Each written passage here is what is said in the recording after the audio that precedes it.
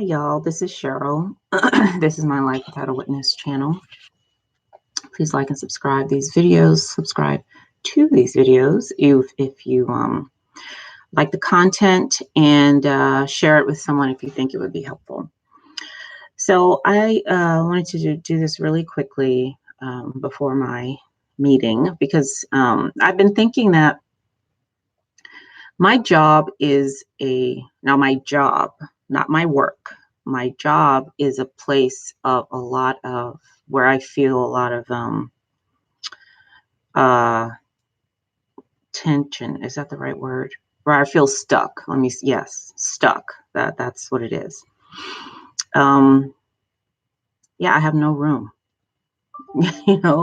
or very, very little room. So something that I experienced and that I talk about in Firing God is that there came a point where I felt like I was everywhere, right? When I saw that these beliefs that I'd been holding on to about God, and in my book, I'm saying I'm not just talking about, a dude in the sky looking down at you, just God in general, like everything that was God in my life, everything that I could not question, everything that I had to be, or had to believe. When I saw that that was not true, when it was not true, seeing it was the way that I saw it was I was everywhere. Like I experienced, it felt like I was everywhere at once. Okay. Now it wasn't like something weird. I was still in the building, just like I'm looking at this computer now. I was still looking at a computer, but I was experiencing something totally different than what I'm feeling right now. Right now, I'm feeling like I'm sitting in a chair. I'm looking at a computer. I'm talking. I'm in this room. I'm at this table. Like there are very clear lines between things. So that day, there were no lines. Everything was still there, but there was nothing, separating me from the computer, from the table, from the chair, and it's not like I felt like I was a table, it's just that there were no lines. Let me just say it like that. Okay. I was everywhere at once, whatever that is. Okay. In my job, more than any other place in my life, that feeling is diminished. Like I really feel like I am an employee. I'm at a certain level. I'm required to do a certain thing. And the other day when I posted this on somewhere, I was talking about how someone asked me to do something. My executive asked me to do something. And I said, no, I'm not doing that. Okay. I'm not doing that. Now, you're not typically supposed to say no, especially on your job, right? Where they're paying you for your labor. You've agreed, way to do certain things to help the organization meet its mission, all that. For them to say, okay, do this, and then say no, that kind of seemed like you're reneging on the contract or going back on your word. But I don't know what that is, but what I do know is that I understand, even if I don't explicitly feel it the way I did that day. I understand that I am everywhere at once, which means in my mind also, I understand that I am not stuck, that I can grow into a multitude of possibilities, right? Like right now, even if my title is social work, my title is a training evaluator, my title is mother, my title is sister, my title is girlfriend, my title is woman. Those words are not like physical boxes, right? That absolutely 100% keep you in a certain place or keep me in a certain place. I understand that. I absolutely do. The only thing though is that when you try to move, not when you try to move because you're not there in the first place, when you seek to see and feel something different, it can get a little scary, right? Because so being in a box, it's stifling, it's claustrophobic, it's it doesn't let you do what you want to do, but there's also a sense of safety there, right? There's a sense of safety, uh um like from whatever's on the outside of that box, okay? And there's also a sense of belonging if you have other people who are in the same box you're in, right? But what I find myself needing to do is and I've been doing a lot of work, like a lot of just thinking and not thinking, okay? Not thinking and just being, right? A lot of thinking and non-thinking I've done about this. Because in my last video, I talked about being significant. And something that one of these, what is that dude's name? He's a young guy, blonde. Bentino, is that his name? I think it's Bentino somebody. One thing I've heard from him, I don't know if anybody else has said it, but he says, if you're not happy, you're not helping, anyone. Now, my job, I don't like, but I love the work that I do. And what I do know is that in order for me to do the work in a significant way, which is the way that I want to do it, I cannot allow my job to get in the way. I cannot allow what titles and roles to limit my possibilities, to limit what I'm capable of. And I don't have to wait. That's another thing. Another thing I say in Firing God is that I'm sick of waiting. Like, why do I have to wait? Be patient. Like they tell you that all the time. Wait on the Lord. Wait for this. Wait. Why? Like, wait for what? Why do I have to wait? I don't.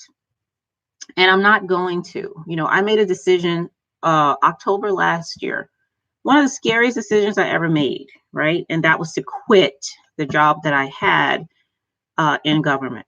It was really scary. I have kids, I have bills and cars, and I'm renting a house, looking to buy really soon. I have obligations, responsibilities, things I've agreed to. So it made no sense, none whatsoever, to quit a job with a really great salary and benefits and all this stuff. But sometimes you just get to the point where there was nothing else I could do. Okay.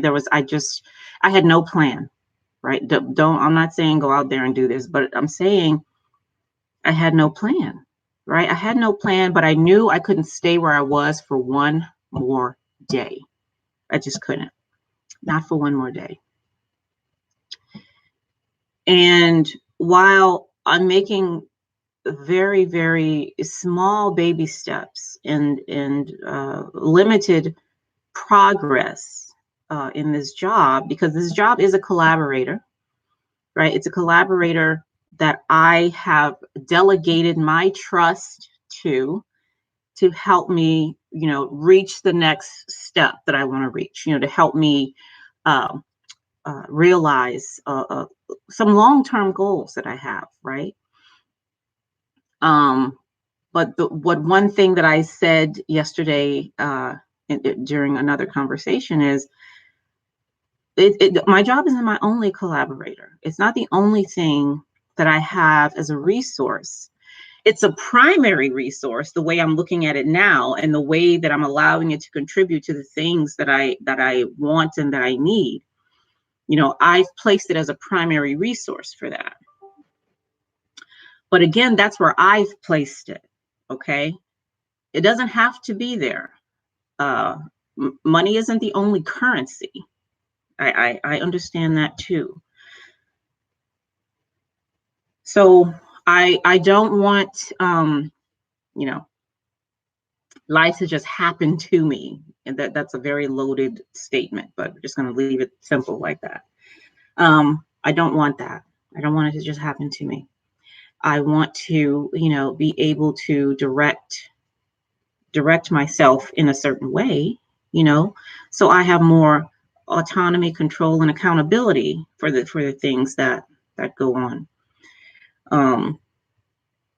And I can say these things, I can talk like this and still know that something else is true, right? Just in case you didn't know, more than one thing can be true at a time. Okay, that is absolutely possible for more than the thing is, what am I going to focus on? What am I going to put my energy in?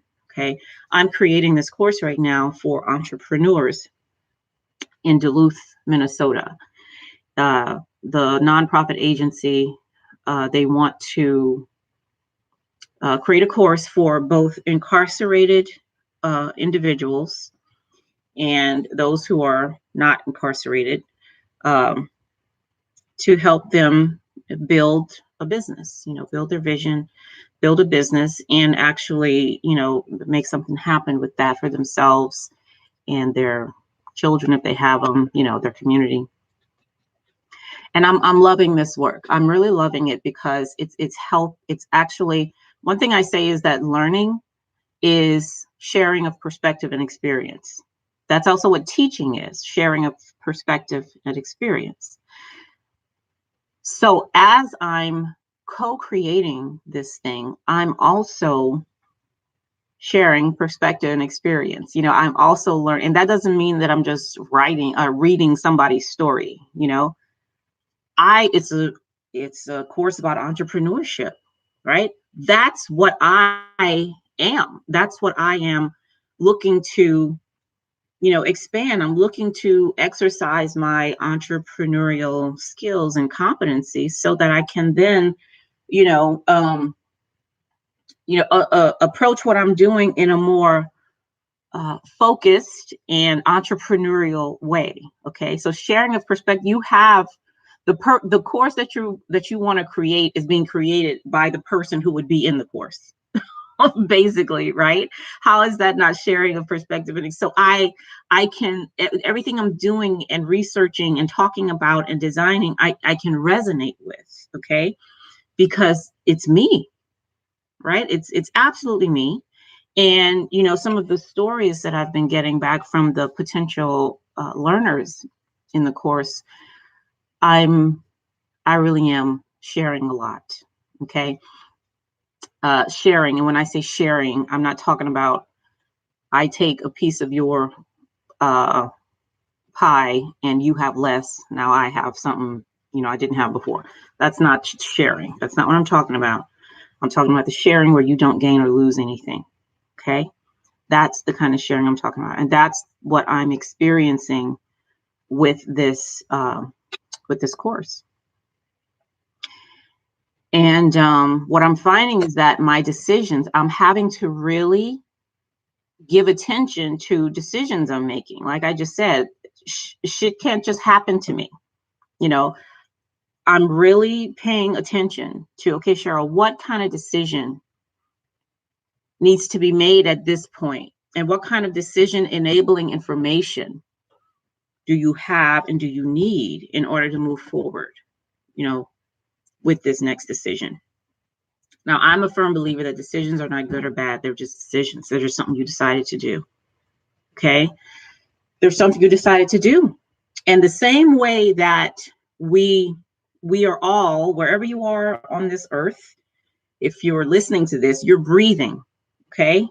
Your breath is going in and out. That's share, right? You are contributing to the entire atmosphere. Okay. Every time you breathe in and out, Donald Trump is contributing to the thing that's keeping us alive. All that stuff that's going on in Puerto Rico, all that stuff is contributing to the things that are keeping us alive. They're allowing us to inhale and exhale. The trees are contributing. Everything is contributing. Okay. Everything is sharing. Everything is sharing, right? Nobody's losing or gaining anything. We're just sharing. Okay. And having that attitude, even when it comes to my decision making, when it comes to this job that is, that is making me, I don't want to say making me, this job in which I feel very, confined. Having that perspective of sharing, having that perspective of learning is something that's going to inform this next huge decision that I'm about to make. Because I feel just like back in October when I said, okay, this is my last day. I don't know what my plan is, but this is my last day. I'm feeling like that kind of decision is coming up. Not saying I'm going to quit, but I don't know. But something is about to happen. And, there's a lot of firing God that's going to have to happen too, which means looking at my beliefs and the things that I can't question. Okay.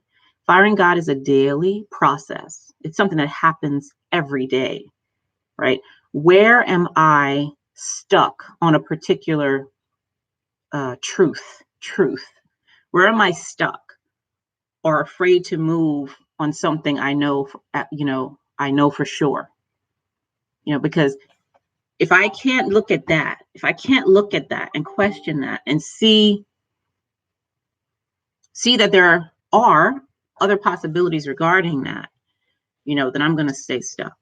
I'm going to stay stuck. I'm going to look for other ways to try to feel unstuck when you can't solve a problem except where it is. If the problem is with me and the way that I'm seeing something, then that's the only way, I'm going to be able to solve it and to get unstuck from this thing, right? And that's not just about work. That's about anything, relationships, whatever you're experiencing.